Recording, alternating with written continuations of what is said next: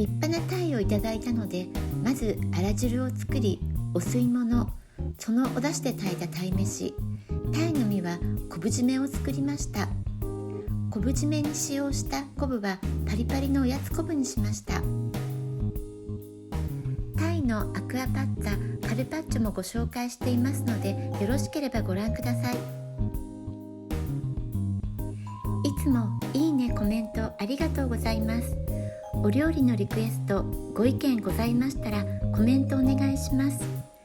これからも秘密のレシピご紹介していきますので、チャンネル登録していただけると嬉しいです。サロンド M クッキングをご覧いただきありがとうございました。